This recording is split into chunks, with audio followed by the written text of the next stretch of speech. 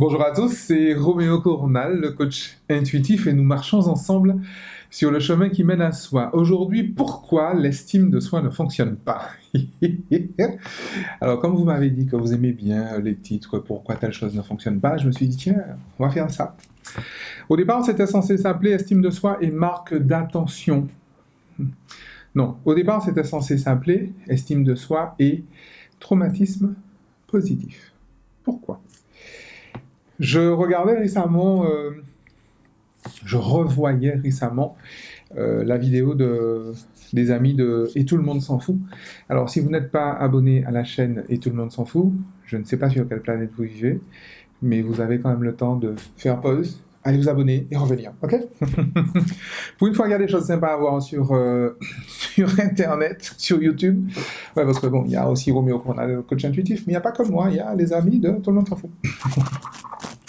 Et en fait, je revoyais cette vidéo sur l'estime de soi, et je me disais, en fait, en vrai, j'ai plus l'impression qu'on parle d'estime du moi, mais pas d'estime de soi. L'estime de soi, bien évidemment, si j'accomplis quelque chose d'absolument merveilleux, ça gonfle, j'ai envie de dire, mon estime de soi. Ça augmente mon estime de soi. C'est normal, évidemment, bien sûr. Mais c'est quand même dommage que ce soit ça la définition de l'estime de soi. C'est quand même un peu dommage. Pourquoi? Parce que, à mon sens, l'estime de soi ne doit pas non plus être conditionnée par mes réussites. Ne doit pas non plus être conditionnée par cette fameuse personne que je veux devenir. Vous savez ce que je pense de ces histoires de meilleure version de vous-même, là? La meilleure version de vous-même, je vous le rappelle, pour ceux qui ne suivent pas, c'est précisément la personne qui s'est incarnée au 28e jour de la conception. D'accord? C'est ça, la meilleure version de vous-même. En fait, en vrai. Donc, à mon sens, hein, on n'a pas à devenir, on a à se souvenir qu'on est. Ok? Maintenant, quand on parle d'estime de soi, il est important déjà de faire la distinction entre soi et moi, entre le fameux soi authentique, ce qui je suis avant qu'on ne me dise qui je devais être, et le moi, le personnage fictif, superficiel et suradapté, que je suis devenu précisément et auquel je me suis identifié pour continuer à percevoir des actes de l'attention, la considération de la part des autorités qui me surround, qui m'entourent. Ok?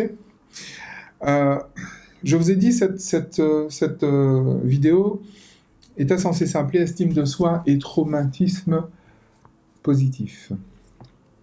Pourquoi? Parce que très souvent, on oublie finalement ce qu'est un traumatisme positif, et beaucoup de gens peuvent être frappés par ça et sans savoir. Qu'est-ce que j'appelle un traumatisme positif? Et vous allez voir pourquoi on se retrouve dans ce que j'appelle l'estime du moi, d'accord? Qu'on retrouve dans la plupart des pensées des coachs en développement personnel. Le souci, c'est que plus je vais entrer dans l'estime du moi, plus je vais finalement développer ma blessure narcissique et moins je vais arriver à dépasser ma dépression infantile précoce. D'accord? Lorsque je parle de traumatisme positif, imaginez un enfant né avec des qualités intrinsèques, d'accord? Je sais pas, j'ai eu récemment le cas d'une femme qui est née vraiment avec un sens pratique et logistique, j'ai envie de dire, inné. C'est-à-dire que c'est impressionnant. La nana, elle pense à tout, quoi. C'est quand même fou. Mais naturel, hein? Tranquilla. C'est vraiment ça fait partie de ses intelligences, et à ce niveau-là, elle est HP. Et en fait, qu'est-ce qui va se passer? Dans l'enfance, on peut se retrouver dans un milieu éducatif où, à chaque fois que l'enfant va faire montre justement d'une de ces qualités-là, d'une de ces intelligences-là, il sera complètement félicité. Il va recevoir ce qu'on appelle en PNL des marques d'attention, mais des marques d'attention conditionnées, c'est-à-dire qu'à chaque fois que l'enfant va démontrer ça, il sera félicité. Il dit bravo, wow, tu es vraiment quelqu'un de comme ci, tu es quelqu'un de comme ça, ok? Tu es quelqu'un de fiable, tu es quelqu'un de vachement pratique, tu penses à tout, tu es extrêmement prévenante, d'accord? Si je prends l'exemple de cette cliente-là récemment. Donc, tu es extrêmement prévenante. Et félicitations pour ta prévenance. Excellent. Très bien, c'est génial. Le problème, c'est quoi? Le problème, c'est que si à côté de ça, l'enfant ne reçoit pas de marque d'attention inconditionnelle, ou encore qu'elle reçoit moins de marques d'attention inconditionnelle que de marques d'attention conditionnelle, qu'est-ce qu'il va se passer? Ben, l'enfant va tout simplement associer, donc entrer dans une croyance, association entre une pensée et une émotion, associer la prévenance avec l'amour. Ok? Et donc, du coup, recevoir de l'amour signifie être prévenant. Et donc, pour recevoir de l'amour, et donc pour finalement échapper à sa dépression infantile précoce et tenter de soigner, et j'ai bien dit soigner, sa blessure narcissique, l'enfant va passer de « je suis prévenante » à « il faut que je sois prévenante pour être aimée ». Vous voyez pourquoi je parle de traumatisme? Parce qu'en réalité, il s'agit bel et bien d'un traumatisme. Parce que l'enfant va se trouver finalement dans cette obligation. Bien sûr, il a fait ça tout seul comme un grand, mais les croyances, on les fait toujours tout seul comme des grands.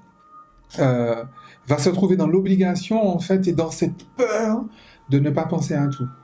Et après, des années après, on va vous parler de la charge mentale des femmes. D'accord? Mais le principe, il est là. Et bien sûr, cet enfant va développer un fait plaisir très, très, très, très fort. Je l'ai observé au long des séminaires, justement sur des femmes qui avaient des faits plaisir très forts. Mais très forts, hein? Quasi 100%.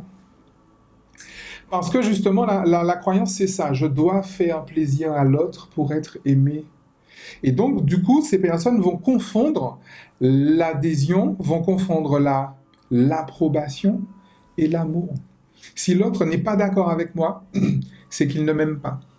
Et je ne peux pas supporter que l'autre ne m'aime pas, puisque s'il ne m'aime pas, je vais mourir. Je vais mourir par un manque d'attention. D'accord? Une blessure narcissique. Et donc, en fait, on se retrouve face à quoi? Face à des personnes qui ne savent pas dire non. Alors qu'effectivement, elles ont reçu des marques d'attention conditionnelle énormes, immenses. Et encore une fois, c'est très bien. Mais le souci, c'est qu'elles n'ont reçu que ça. Ou qu'elles n'ont pas reçu plus de marques d'attention inconditionnelle que de marques d'attention conditionnelle. Et là où c'est compliqué pour ces personnes-là, c'est qu'elles se retrouvent effectivement complètement épuisées, mais dans le même temps, c'est pas une caractéristique qu'elles ont qu'elles doivent corriger, en fait, en vrai, c'est qui elles sont vraiment. Sauf que c'est pas tant le fait de l'être, c'est le fait du « il faut l'être pour être aimé ». Et c'est ça qui peut être subtil. Et c'est pour ça que beaucoup de gens traînent finalement des états dépressifs, traînent de l'épuisement, traînent du burn-out personnel, du burn-out parental, souvent, simplement parce qu'elles ne savent pas dire non.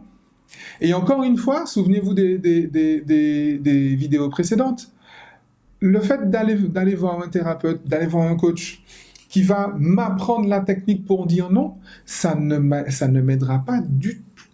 Mais alors, pas du tout. Parce que j'aurai l'impression de lutter contre moi-même. Et d'ailleurs, vous allez en trouver qui vont vous dire que votre pire ennemi, c'est vous. N'est-ce pas?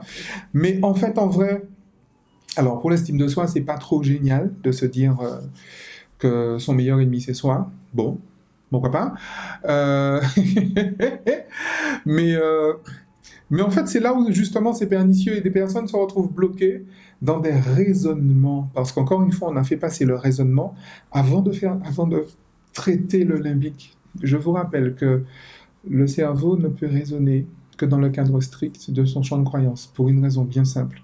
Le circuit de l'information. L'information est traitée dans le reptilien, puis dans le limbique, et seulement après dans le cortex. Tant que l'information, le conflit est bloqué dans le cortex, on ne raisonne pas une émotion, on ne parle pas à une émotion, d'accord? Le limbique connaît le symbole, ok? Le limbique ne connaît pas la parole ou le raisonnement, d'accord? Et en réalité, retrouver cette estime de soi, mais cette estime de soi a priori, c'est-à-dire je ne fais pas des choses pour m'estimer, je fais des choses parce que je m'estime, je fais des choix parce que je m'estime, et du coup, l'estime, encore une fois, du soi, pas l'estime du moi. L'estime de soi, c'est bien l'estime du soi, de qui je suis, avant qu'on ne me dise qui je devais être. La prévenance avec laquelle je suis né, avant qu'on ne me dise qu'il fallait que je sois prévenante pour être aimé. Même si on ne me l'a pas dit, mais je l'ai cru. Mais justement, donc très très important, et ça j'en appelle à tous les éducateurs, j'en appelle à tous les parents. Bien évidemment, ne me faites pas dire ce que je n'ai pas dit. Je ne vous dis pas de ne pas donner de marque d'attention conditionnelle. Je dis d'être vigilant à donner plus de marques d'attention inconditionnelles que de marques d'attention conditionnelles. D'accord. C'était la réflexion du jour. Bien évidemment, aimez-vous. Mais quand je dis aimez-vous, de qui on parle? On parle de soi ou de moi? Approuvez-vous. Mais de qui on parle? De soi ou de moi? Préférez-vous, félicitez-vous d'être qui vous êtes avant qu'on ne vous dise qui vous deviez être. Et d'ici là, âme, usez-vous bien. Ciao.